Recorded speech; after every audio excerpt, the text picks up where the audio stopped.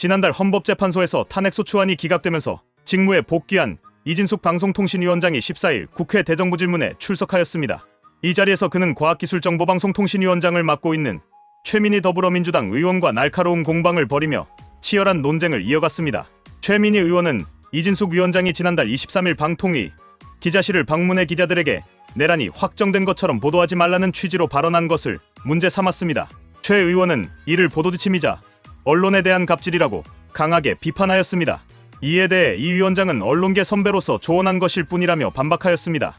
최 의원이 지난 1월 23일 방통위에 출근해 기자실에서 어떤 발언을 했냐고 묻자 이 위원장은 내란이라는 것이 아직 법적 절차를 거치고 있기 때문에 정확한 표현은 123 계엄이지 123 내란은 정확하지 않다고 언론 선배로서 말한 것이라고 해명하였습니다.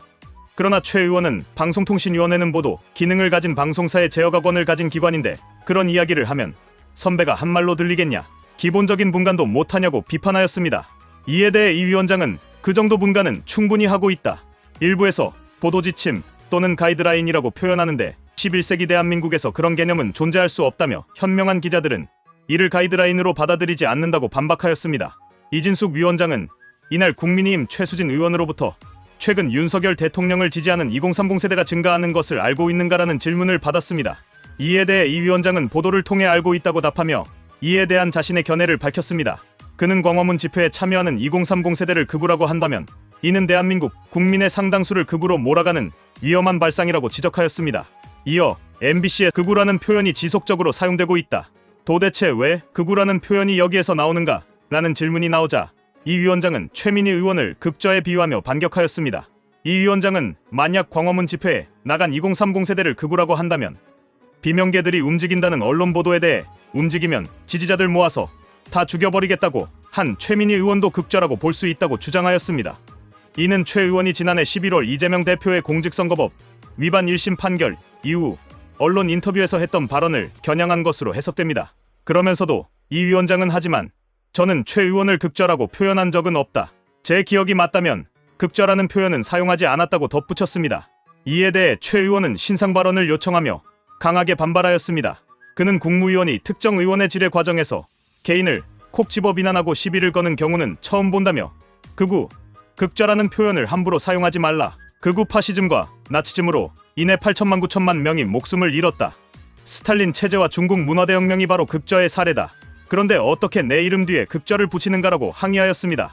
한편 이 위원장은 더불어민주당이 단독으로 정부 예산을 삭감한 결과 방통위의 기본 경비조차 삭감되어 심각한 운영상의 어려움을 겪고 있다고 토로하였습니다. 특히 소송 대응 예산이 전액 삭감되면서 글로벌 기업의 과징금, 불복 소송 등에 대응하기가 어려운 상황이라고 밝혔습니다. 이 위원장은 국민의힘 최수진 의원의 예산 삭감 관련 질의에 대해 방통위에 예산 80억 원이 삭감되었고 기본 경비도 13억 원이 삭감되었다며 특히 심각한 문제는 소송 비용이 0원이 되어 변호사 자격이 있는 직원 6명으로 TF를 꾸려 대응하는 상황이라고 설명하였습니다.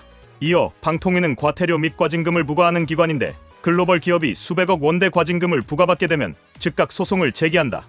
글로벌 기업들은 대형 로펌을 통해 강력한 법적 대응을 하는데 방통위가 이에 효과적으로 대응할 수 없는 상황이 벌어지고 있다. 이는 국가적으로도 큰 손실을 초래할 가능성이 크다고 지적하였습니다. 또한 민주당의 탄핵 소추 남발 문제도 언급하였습니다. 이 위원장은 제 탄핵과 관련된 재판에서도 변호인 비용을 제가 개인적으로 부담했다.